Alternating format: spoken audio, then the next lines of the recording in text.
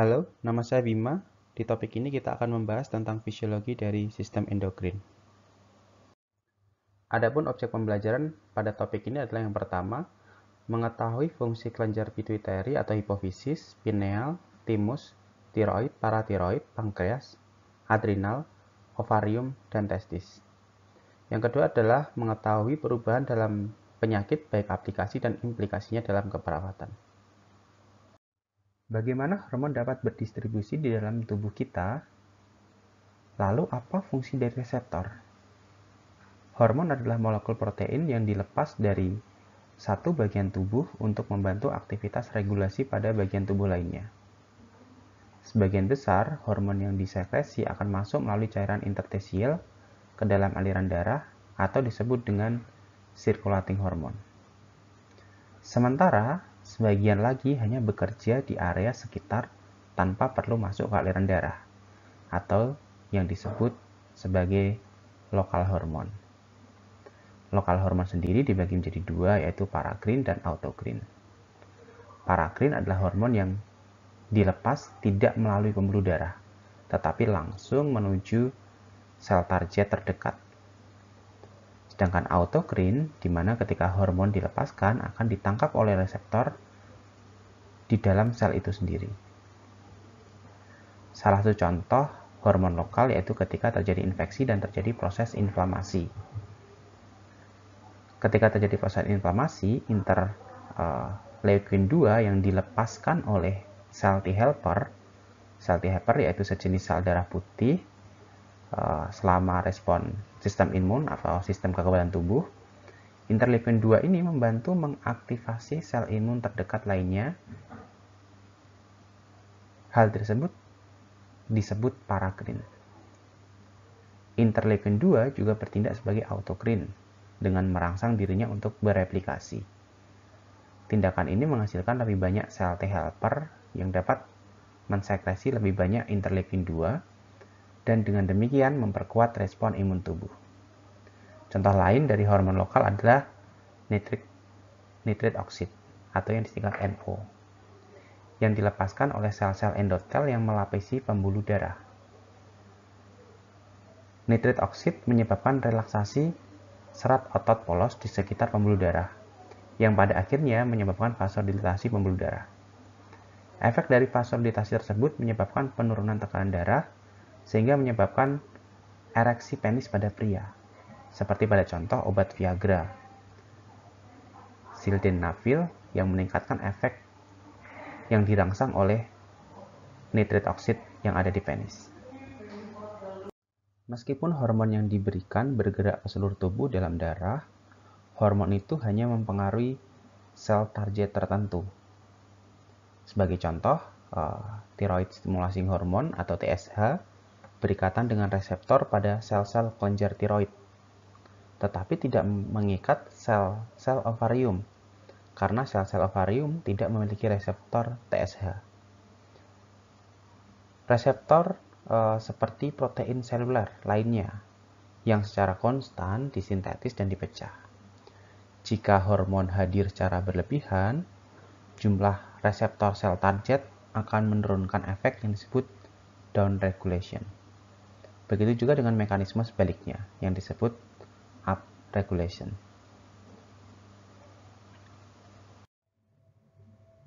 Sekarang kita akan membahas mekanisme kerja dari hormon. Daya tangkap sel target terhadap suatu hormon tergantung pada konsentrasi hormon di dalam darah. Yang kedua adalah tergantung pada kelimpahan reseptor pada sel target tersebut. Dan yang ketiga adalah pengaruh yang diberikan oleh hormon lain. Sekresi hormon diatur oleh sinyal dari sistem saraf, perubahan kimia dalam darah, dan tentunya hormon lainnya. Secara kimia, hormon dapat dibagi menjadi dua kelas besar. Yang pertama adalah hormon yang larut di dalam lemak dan hormon yang larut di dalam air. Hormon yang larut dalam lemak termasuk hormon steroid dan hormon tiroid. Hormon-hormon yang larut dalam lemak berikatan dengan reseptor di dalam sel target. Mekanisme aksi mereka adalah sebagai berikut.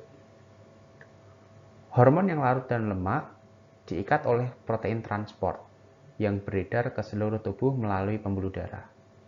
Lalu berdifusi dari pembuluh darah melalui cairan interstisial dan melalui lapisan bilayer lipid dari membran plasma ke dalam sel. Jika sel adalah sel target, hormon mengikat dan mengaktifkan reseptor yang terletak di dalam sitosol dan nukleus. Kompleks reseptor hormon yang diaktifkan kemudian mengubah bentuk gen dengan mengaktifkan atau menonaktifkan gen spesifik DNA inti. Saat DNA ditranskripsi, sebuah RNA pembawa pesan terbentuk, meninggalkan nukleus dan memasuki sitosol. Di sana, RNA tersebut membentuk sintesis protein baru pada ribosom. Protein baru tersebut mengubah aktivasi sel dan menyebabkan respon khusus sebagai efek dari hormon tersebut. Selanjutnya adalah mekanisme dari hormon yang larut di dalam air. Berbeda dengan hormon yang larut di dalam lemak, hormon yang larut di dalam air mengikat reseptor yang berada di membran luar dari sel target. Jadi jika hormon yang larut di dalam lemak tadi hormon harus melewati lipid bilayer atau lapisan lemak ganda, dan kemudian hormon tersebut akan masuk dan ditangkap oleh reseptor yang ada di dalam sel target. Reseptor dalam hormon yang larut di dalam air berada di luar dari sel atau berada di membran plasma. Karena hormon tersebut tidak dapat berdifusi melalui lapisan lemak ganda atau lipid bilayer. Reseptor adalah sebuah protein transmembran integral dalam membran plasma. Ketika hormon yang larut di dalam air berikatan dengan reseptornya di permukaan luar membran plasma, ia bertindak sebagai pembawa pesan pertama. Pembawa pesan pertama atau hormon kemudian menyebabkan produksi pembawa pesan kedua di dalam sel. Di dalam respon spesifik yang dirangsang oleh hormon terjadi. Salah satu pembawa pesan kedua yang umum adalah AMP siklik atau cAMP. Sama seperti neurotransmitter, neuropeptida, dan beberapa mekanisme transduksi sensorik juga bekerja melalui sistem second messenger atau pembawa pesan kedua. Berikut adalah mekanisme dari hormon yang larut di dalam lemak. Hormon yang larut di dalam air. Hormon yang larut di dalam air atau pembawa pesan pertama berdifusi dari darah melalui cairan interstisial dan kemudian berikatan dengan reseptornya di permukaan luar membran plasma sel target. Kompleks hormon reseptor mengaktifkan protein membran yang disebut dengan protein G atau G-protein. G-protein yang diaktifkan pada gilirannya mengaktifkan adenilat siklase. Adenilat siklase mengubah ATP menjadi AMP siklik atau cAMP. cAMP ini merupakan second messenger atau pembawa pesan kedua. Karena tempat aktif enzim berada di permukaan bagian dalam membran plasma, reaksi ini terjadi di sitosol sel. AMP siklik atau pembawa pesan kedua mengaktifkan satu atau lebih protein kinase yang mungkin bebas di sitosol atau terikat pada membran plasma. Protein kinase adalah enzim yang bertugas salah satunya menambahkan gugus fosfat ke protein seluler lainnya.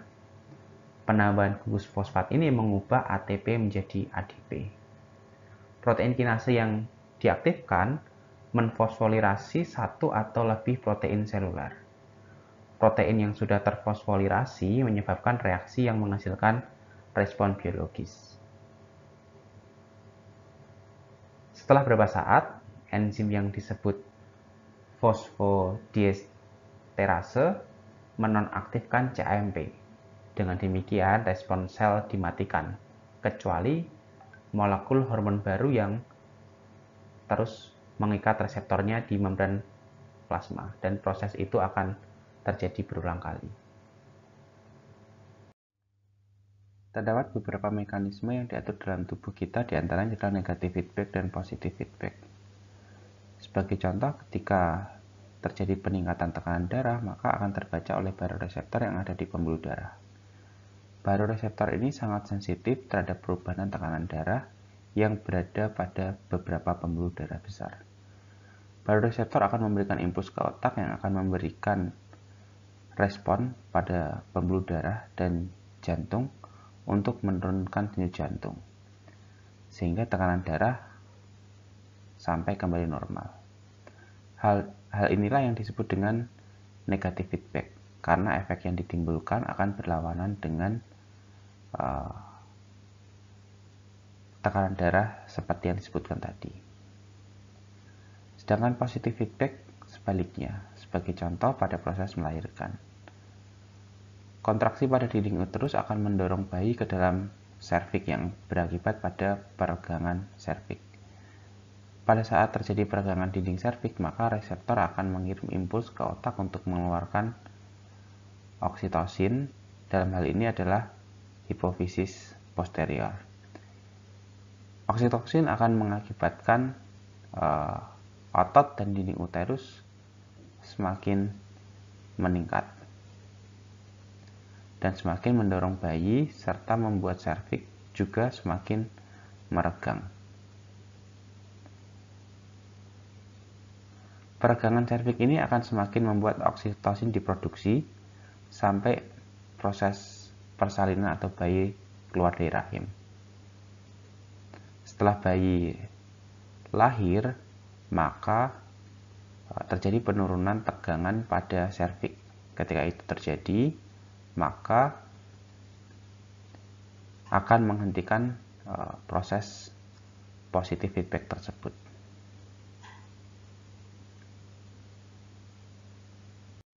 Selanjutnya adalah kelenjar pineal dan thymus. Kelenjar thymus yang biasanya juga dikenal dengan switchblade merupakan organ untuk pusat kekebalan tubuh. Organ ini terletak pada mediastinum bagian atas. Organ ini tumbuh sampai masa pubertas dan kemudian digantikan oleh jaringan lemak. Normalnya, kelenjar thymus berfungsi hingga rentan rata-rata hidup manusia, tetapi kemudian fungsinya menurun seiring bertambahnya usia. Faktor pada kelenjar thymus berfungsi mematahkan sel limfatik dalam sumsum tulang. Salah satu hormon yang diproduksi oleh thymus adalah thymosin. Thymosin merangsang perkembangan sel-sel T. Sepanjang masa kecil kita, sel-sel darah putih yang disebut limfosit melewati thymus, di mana limfosit tersebut akan berubah menjadi sel T. Selanjutnya adalah melatonin. Melatonin adalah hormon yang diproduksi oleh kelenjar pineal yang berfungsi pada pengaturan jam biologis tubuh. Selama tidur, kadar melatonin plasma meningkat 10 kali lipat dan kemudian turun ke tingkat rendah lagi sebelum terbangun.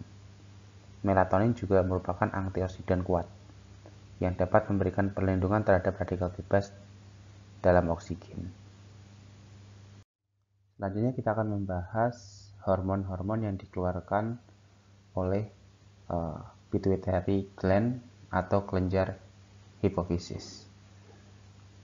Perlu diingat, sekresi dari hormon yang dihasilkan oleh kelenjar hipofisis sangat dipengaruhi oleh hipotalamus. Silahkan baca kembali dan lihat kembali video pembelajaran anatomi sistem endokrin untuk mereview kembali materi ini. Secara garis besar, hipofisis dibagi menjadi dua bagian, yaitu bagian anterior dan bagian posterior. Panah hijau menunjukkan hormon yang diproduksi oleh hipofisis anterior. Sedangkan panah berwarna ungu menunjukkan hormon yang diproduksi oleh hipofisis posterior. Seperti yang kita ketahui bahwa hipofisis terdiri dari beberapa sel untuk menghasilkan hormon, yaitu somatotrop, tirototrop, gonadotrop, laktotrop, dan kortikotrop.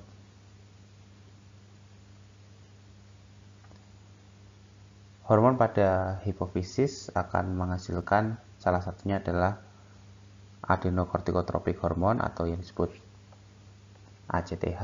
Dia akan merangsang kontrak adrenal. Lalu growth hormone, dia akan merangsang atau sel targetnya ada di tulang dan otot.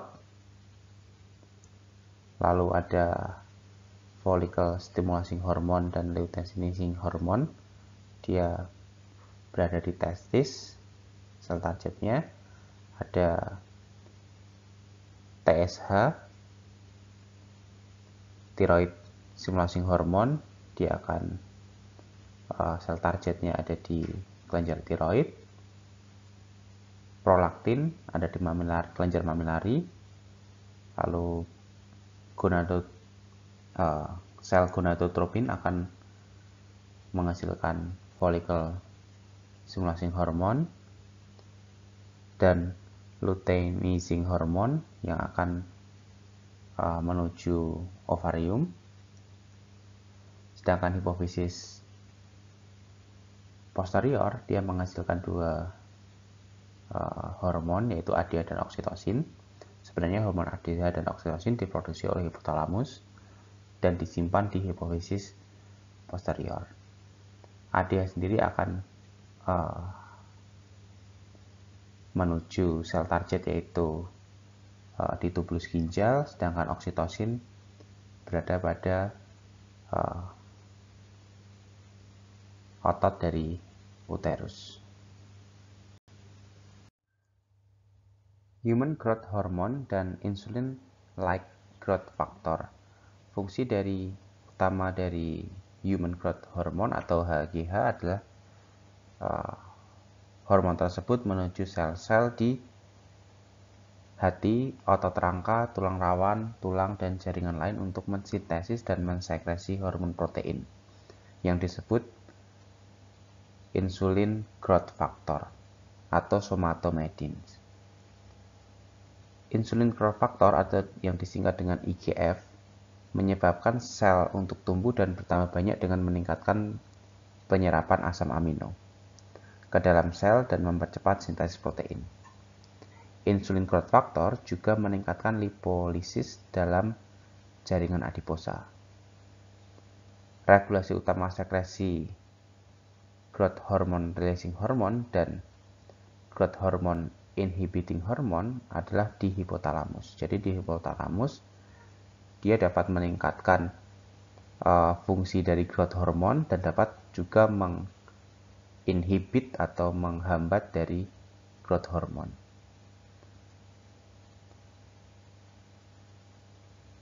Untuk menghambat atau merangsang growth hormone, salah satu indikatornya adalah kadar glukosa dalam darah, seperti yang dijelaskan pada gambar berikut. Ketika gula darah menurun atau terjadi hipoglikemi, maka hipotalamus akan mengeluarkan growth hormone releasing hormone. Ingat ya, jika ada kata releasing hormone, dia pasti diproduksi oleh di hipotalamus. Lalu growth hormone releasing hormone tersebut dia akan merangsang hipofisis anterior yang dalam hal ini adalah sel somatotrop akan menghasilkan human growth hormone. Human growth hormone ini akan membantu dalam pemecahan glikogen menjadi glukosa di hati yang akan masuk ke dalam tubuh secara cepat. Sehingga apa? Sehingga gula darah akan meningkat dari normal. Jika gula darah terus meningkat atau terjadi hiperglikemia, maka growth hormone releasing hormone akan dihambat. Jika terjadi hiperglikemia atau kelebihan, maka akan dihambat dengan growth hormone inhibiting hormone yang diproduksi juga oleh hipotalamus. Dia akan mengurangi atau menstop sel somatotrop untuk menghasilkan human growth hormone. Ketika human growth hormone berkurang, maka akan menurunkan dari pemecahan glikogen menjadi glukosa, sehingga akan menyebabkan gula darah turun. Jika gula darah turun, maka akan terjadi hipoglikemia. Jika terjadi hipoglikemia, maka kembali lagi growth hormone, releasing hormone akan diproduksi oleh hipotalamus. Proses ini akan menjaga gula darah dalam tubuh dalam keadaan atau dalam rentang yang normal. Antidiuretik hormon. Antidiuretik hormon diproduksi di hipotalamus oleh sel-sel neurosekretori. Setelah sel-sel neurosekretori memproduksi ADH, ADH akan dikirimkan melalui sistem saraf ke akson terminalis yang ada di hipofisis posterior. Nah, setelah disimpan di akson terminalis di hipofisis posterior, dia akan disekresikan keluar jika dibutuhkan. ADH adalah zat yang menurunkan produksi urin. ADH menyebabkan ginjal mengembalikan lebih banyak air ke darah, sehingga menurunkan volume urin. Bagaimana jika tidak ada ADH? Maka produksi urin akan meningkat, mungkin lebih dari 10 kali lipat, yang jika normal 1 hingga 2 liter, bisa menjadi 20 liter per hari. Sekresi ADH juga dapat terjadi dengan cara lain seperti saat nyeri, stres, trauma, kecemasan, ataupun mengasih obat nikotin, obat seperti morfin, obat penenang, dan beberapa anestesi juga dapat merangsang sekresi dari ADH. Lalu bagaimanakah mekanisme dari ADH? Seperti gambar di samping dapat dilihat mekanisme dari ADH. Yang pertama adalah ketika tekanan osmotik darah tinggi. Jika tekanan osmotik di dalam darah tinggi, maka dengan kata lain, hal itu terjadi karena penurunan tekanan darah. Jika tekanan osmotik darah tinggi, maka osmoreseptor mengaktifkan ADH. Jadi neurosekretori yang ada di hipotalamus, dia akan mengeluarkan ADH. ADH lalu dikeluarkan dan dikirim ke akson terminalis yang ada di hipofisis posterior. Dan dikeluarkan atau disekresikan ke pembuluh darah. Organ targetnya adalah ginjal, di kulit maupun di pembuluh darah itu sendiri. Di ginjal dia akan meretensi air sehingga produksi urin dia akan menurun. Lalu di kulit, di kelenjar keringat, dia akan menurunkan air juga yang mungkin keluar lewat kulit.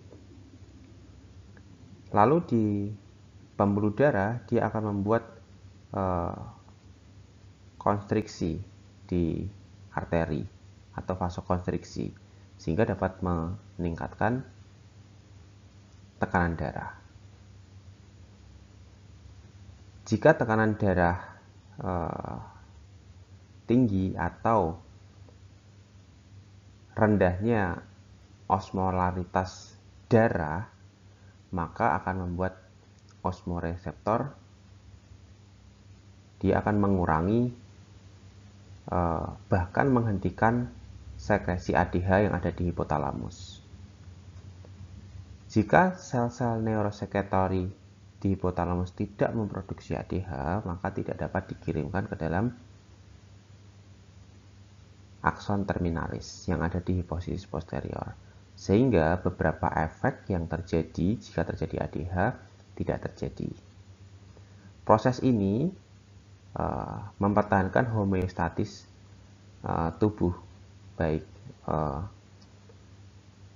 cairan maupun tekanan darah pada tubuh kita. Thyroid stimulating hormone atau yang disingkat dengan TSH. TSH diproduksi di hipofisis anterior. TSH ini dia akan menuju sel target di kelenjar tiroid dan akan menghasilkan T3, T4, dan kalsitonin.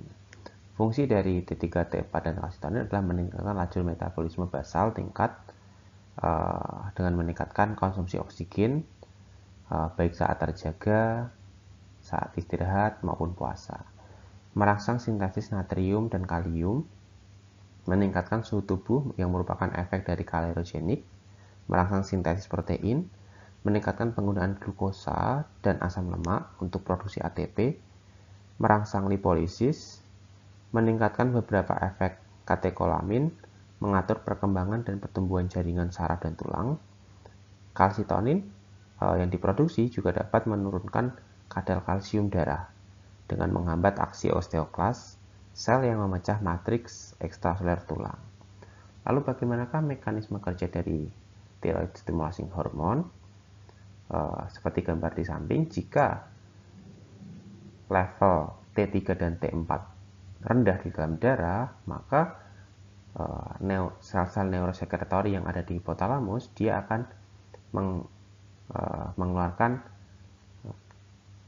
TRH. TRH adalah thyrotropin releasing hormone. Ketika thyrotropin releasing hormone diproduksi, dia akan dibawa melalui hipofisial portal vena menuju anterior hipofisis melalui hipofisial vena porta. Jadi ketika hormon-hormon yang diproduksi oleh hipofisis anterior berbeda dengan hipofisis posterior. Jika hipofisis posterior melalui sistem saraf dari hipotalamus, maka hipofisis anterior dari hipotalamus melalui peredaran pembuluh darah. Setelah TSH diproduksi oleh sel tirotrop yang ada di hipofisis posterior, maka dia akan mensekresikan ke pembuluh darah dan beredar ke seluruh tubuh. Sel target dari TSH adalah di kelenjar tiroid, yang dalam hal ini adalah tiroid follicular cell. Ketika tiroid follicular cell di stimulasi, maka dia akan menghasilkan T3 dan T4 di dalam darah. T3 dan T4 akan membuat negatif feedback seperti yang saya jelaskan pada slide berikutnya. Ketika T3 dan T4 sudah cukup di dalam darah, maka akan membuat TRH akan menurunkan produksinya. Sehingga apa? Sehingga TSH juga tidak akan diproduksi atau berkurang produksinya oleh sel tirotrop.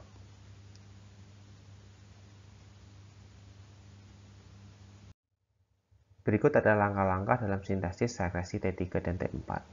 Gambar di samping menunjukkan bagaimana langkah sintesis dari sekresi T3 dan T4. Langkah yang pertama adalah menangkap iodida.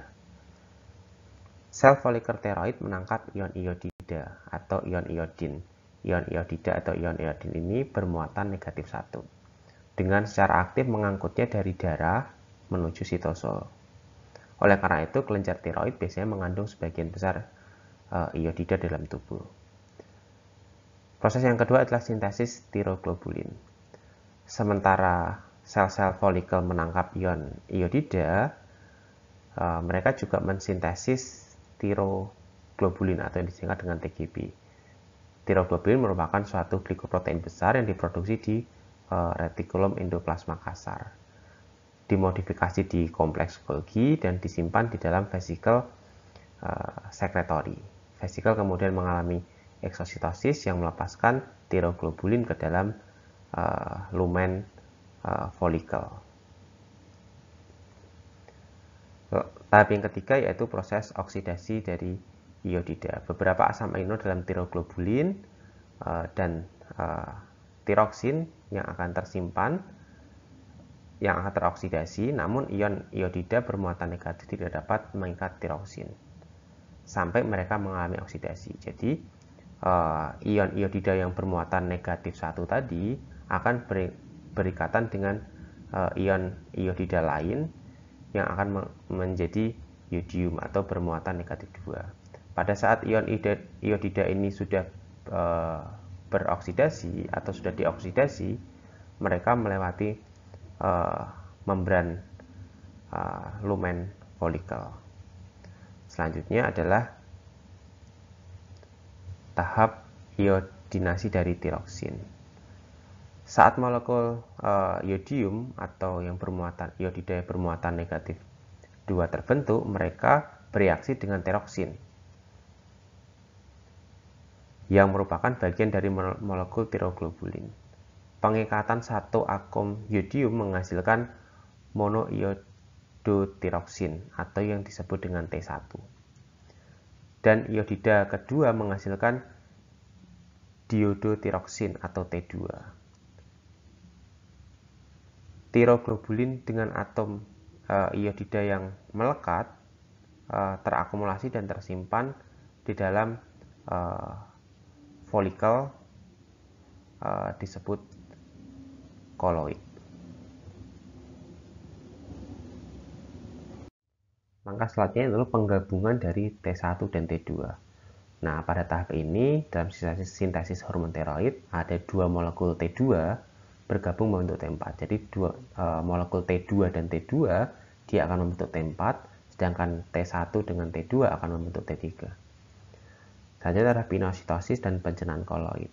Koloid tersebut akan masuk ke dalam sel folikel melalui pinositosis dan bergabung dengan lisosom. Enzim pencernaan dalam lisosom memecah tiroglobulin dan memotong molekul T3 dan T4. Jadi dipisahkan antara T3 dan T4. Selanjutnya akan disekresikan ke dalam darah. Karena T3 dan T4 larut dalam lemak, mereka berdifusi melalui membran plasma ke dalam cairan interstisial kemudian ke dalam darah.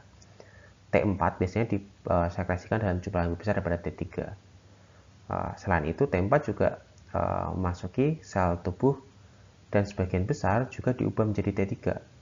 T4 jika kehilangan satu iodin atau satu iodida, dia akan berubah menjadi T3.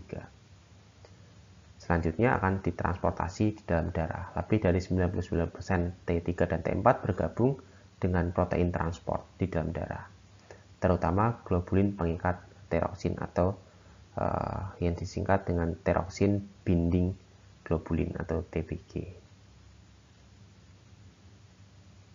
Berikut adalah ringkasan dari hormon tiroid. Hormon tiroid terdiri dari T3, T4, dan kalsitonin. T3 dan T4 diproduksi oleh follicular cell seperti yang saya jelaskan tadi.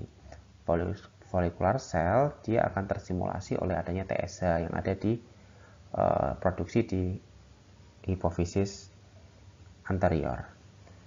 TSH ini juga akan distimulasi produksinya oleh TRH, tyrosine releasing hormone.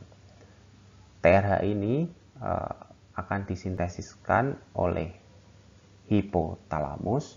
Karena apa? Karena tadi T3 dan T4 di dalam darah. Jika T3 dan T4 dalam darah rendah, maka TRH akan terstimulasi atau terbentuk. Jika TRH terbentuk, maka akan merangsang hipofisis anterior untuk menghasilkan TSH yang akan akhirnya menuju sel target, ikut peredaran darah menuju sel target dan menuju ke follicular cell. Follicular cell akan menghasilkan hormon T3 dan T4. Lalu fungsinya T3 T4 adalah untuk mensintesis protein, meningkatkan penggunaan glukosa dan asam lemak untuk produksi ATP, meningkatkan lipolisis, dan mempercepat pertumbuhan. Hormon yang kedua yaitu kalsitonin. Kalsitonin berfungsi untuk menghambat dari kalsium. Jadi, jika kalsium dalam darah tinggi, maka kalsitonin akan disekresikan oleh para follicular cell. Kebalikannya, jika rendah, maka para follicular cell akan menginhibit atau menghambat produksi dari kalsitonin. Selanjutnya adalah parathyroid hormone. Hormon parathyroid adalah berfungsi mengatur kadar kalsium dan magnesium di dalam darah. Tindakan spesifik dari parathyroid hormone adalah meningkatkan jumlah dan aktivitas osteoklas. Jika tadi di para follicular cell yang ada di tiroid menghasilkan kalsitonin untuk menghambat kalsium atau menurunkan kadar kalsium, parathyroid hormone akan meningkatkan jumlah kalsium dengan meningkatkan aktivitas osteoklas. Yang nanti akan saya jelaskan pada gambar berikut bagaimana regulasi dari kalsium, kalsitonin, dan parathyroid hormone. Fungsi yang kedua adalah meningkatkan fosfat dari darah ke urin. Karena lebih banyak fosfat yang hilang dalam urin daripada yang diperoleh dari tulang. Parathyroid hormone menurunkan kadar fosfat dalam darah dan meningkatkan kadar kalsium dan magnesium dalam darah. Parathyroid hormone pada ginjal juga akan memicu pembentukan dari kalsitrol, yaitu bentuk aktif dari vitamin D. Jadi kalsitrol juga akan dibentuk, yang kita tahu ini diproduksi di ginjal sebagai bentuk aktif dari vitamin D. Lalu bagaimanakah regulasinya antara kalsium, kalsitonin, dan parathyroid hormone? Jadi kita simulasikan bahwa ketika kadar kalsium di dalam darah tinggi, maka seperti yang saya jelaskan tadi, para follicular cell yang ada di kelenjar tiroid akan menghasilkan kalsitonin. kalsitonin ini akan menyebabkan menginhibit atau mencegah osteoklas, yang akhirnya akan menurunkan level dari kalsium. Jika level kalsium terus rendah, maka kelenjar paratiroid akan melepaskan lebih banyak hormon paratiroid. Hormon paratiroid akan melepaskan kalsium dari matrik tulang ke dalam darah dan memperlambat kehilangan kalsium dalam urin, sehingga dapat meningkatkan kalsium di dalam darah. PTH juga menstimulasi ginjal untuk mengeluarkan kalsitrol. Kalsitrol sendiri seperti yang saya jelaskan tadi adalah bentuk aktif dari vitamin D.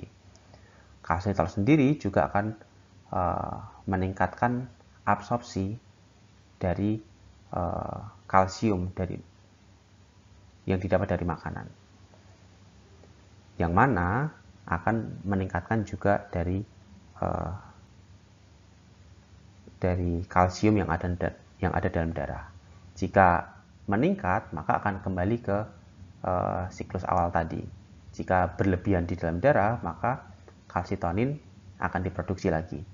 Nah, proses ini akan berlanjut terus untuk menjaga kalsium dan magnesium di dalam darah tetap dalam kondisi normal. Selanjutnya adalah kelenjar adrenal. Di dalam kelenjar adrenal terdapat suatu mekanisme yang cukup penting dalam tubuh kita untuk mengatur homeostatis, yaitu dengan cara RAA system atau renin angiotensin aldosteron system. Sistem ini sudah saya bahas, atau RAA system ini sudah saya bahas pada video anatomi sistem endokrin. Saya akan membahasnya secara singkat. Jika kita mengalami dehidrasi atau mengalami penurunan natrium atau jadi pendarahan, hal itu akan menyebabkan penurunan dari volume darah. Ketika volume darah turun, maka akan menurunkan dari tekanan darah. Tekanan darah akan menurun termasuk pada ginjal. Jika tekanan darah pada ginjal menurun, terjadi defisiensi dari natrium atau kekurangan natrium dalam darah, maka sel dalam ginjal, yang dalam hal ini adalah sel jutak glomerular, akan meningkatkan produksi dari renin. Renin ini nanti akan bergabung dengan angiotensinogen. Angiotensinogen ini sudah diproduksi oleh hati dan ada di pembuluh darah, sirkulasi pembuluh darah. Ketika renin dilepaskan di pembuluh darah, dia akan bertemu dengan angiotensinogen dan berubah menjadi angiotensin 1. Setelah ikut peredaran darah, angiotensin 1 ini di paru, dia akan diubah menjadi angiotensin 2 oleh angiotensin converting enzyme atau disebut dengan ACE. Angiotensin 2 dia akan merangsang korteks dari adrenal untuk meningkatkan aldosteron.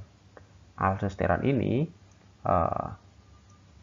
berfungsi di dalam ginjal untuk meningkatkan reabsorpsi dari natrium. Ketika natrium di dalam darah meningkat, dia akan diikuti oleh peningkatan dari air dan peningkatan sekresi dari kalium dan hidrogen dalam urin.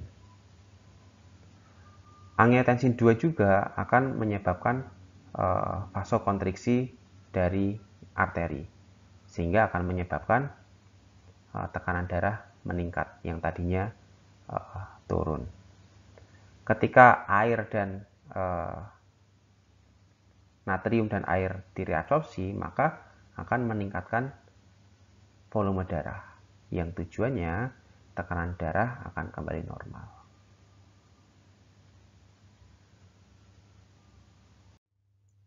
Berikut adalah ringkasan dari hormon yang diproduksi oleh kelenjar adrenal. Pada kelenjar adrenal terdapat dua bagian yang menghasilkan hormon, yaitu adrenal cortex dan adrenal medulla. Pada adrenal cortex, salah satu hormon yang diproduksi adalah mineralokortikoid.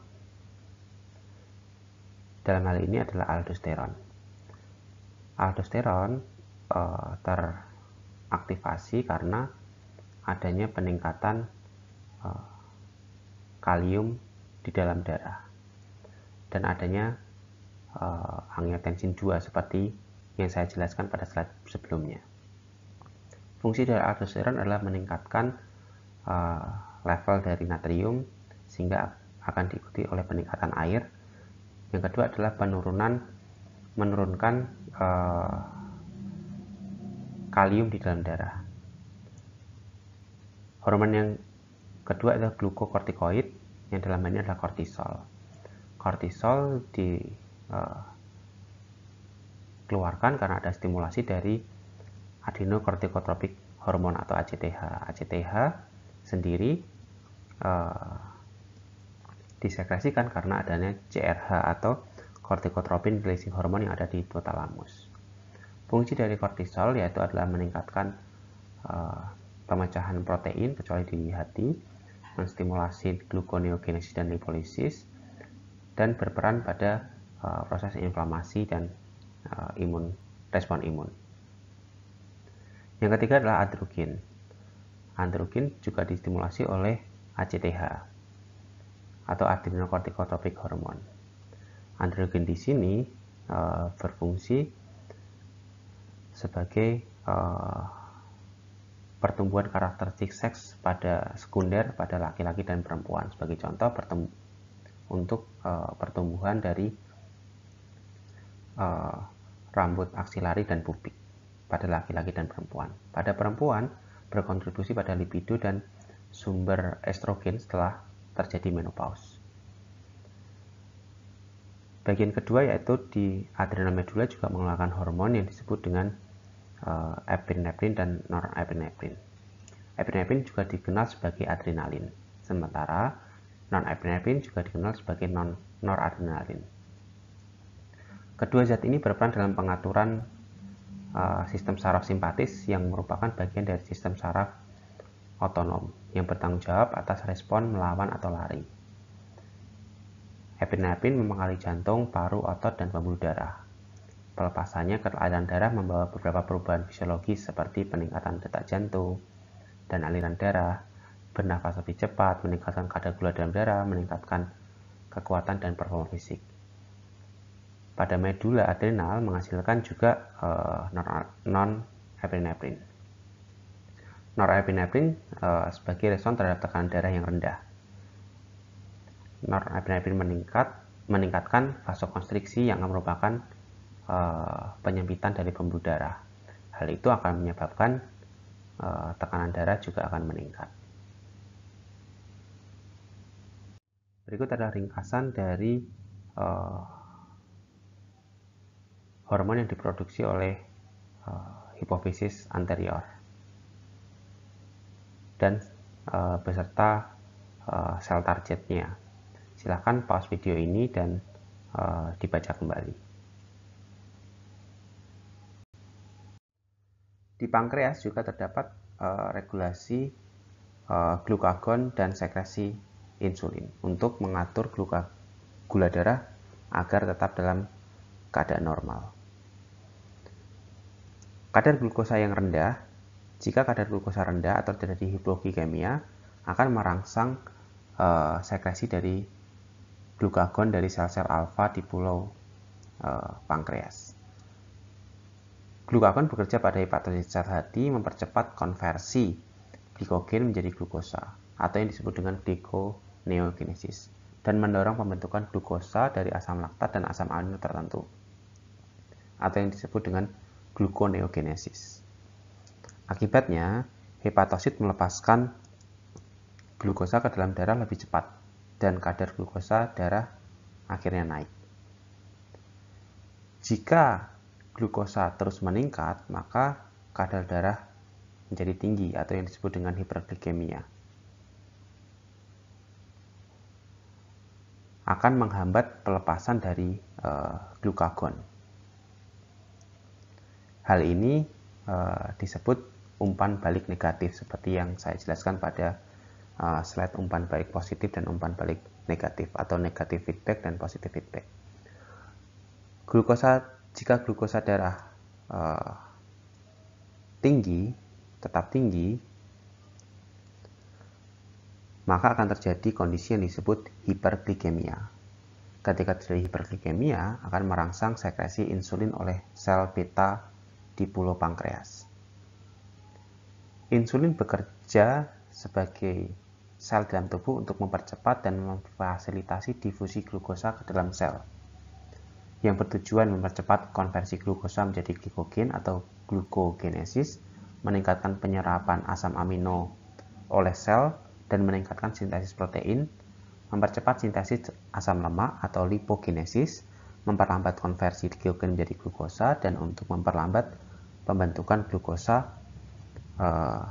dari asam laktat dan asam amino atau yang disebut gluconeogenesis. Akibatnya, kadar glukosa dalam darah turun. Jika kadar glukosa dalam darah turun atau di bawah normal, glukosa dalam darah rendah akan menghambat pelepasan insulin. Sama, ini juga disebut umpan balik negatif dan merangsang pelepasan glukagon kembali. Proses ini akan menjaga gula darah dalam nilai yang normal di dalam tubuh.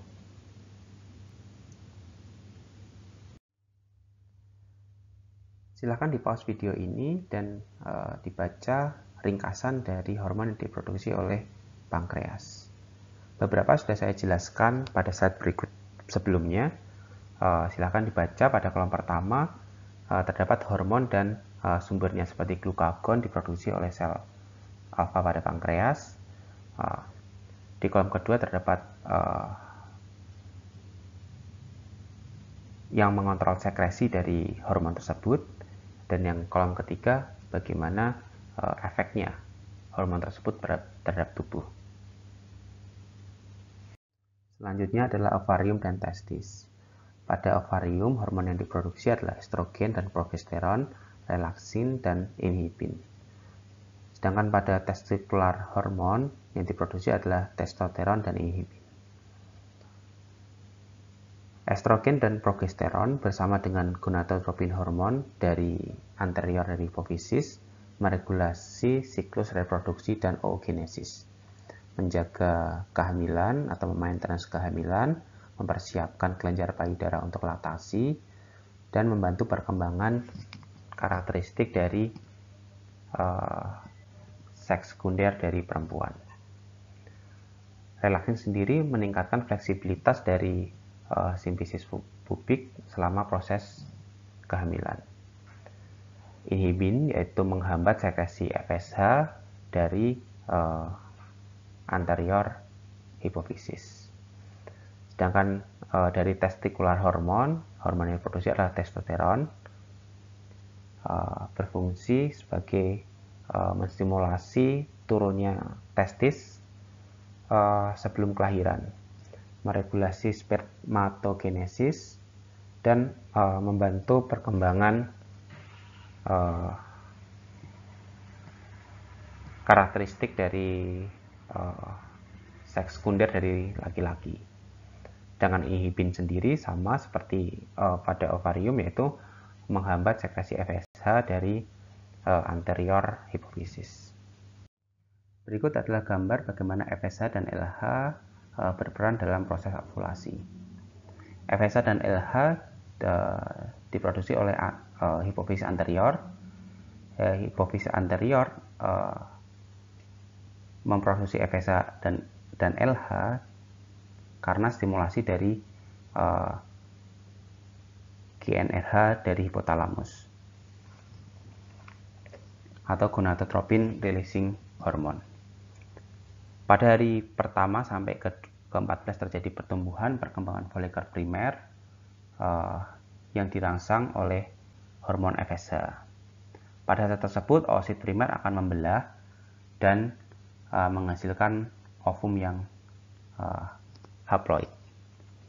Saat folikel berkembang menjadi folikel digraf yang telah matang, folikel ini juga menghasilkan hormon estrogen yang merangsang keluarnya LH dari hipofisis.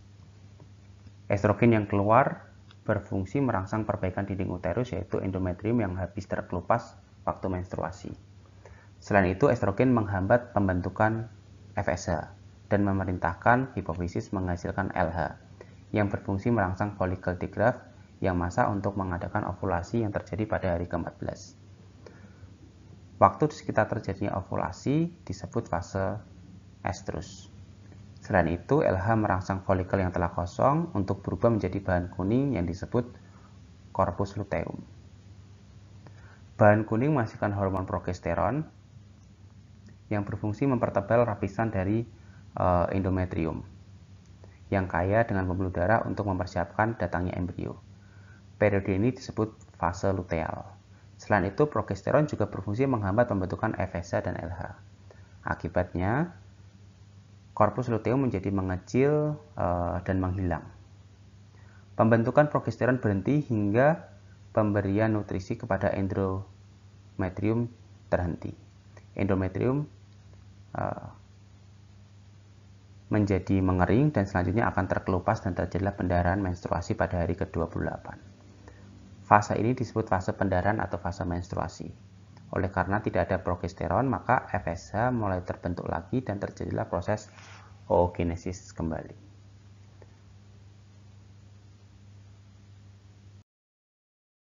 Terima kasih. Berikut adalah referensi yang digunakan pada materi pembelajaran ini. Sampai bertemu pada sesi pembelajaran berikutnya.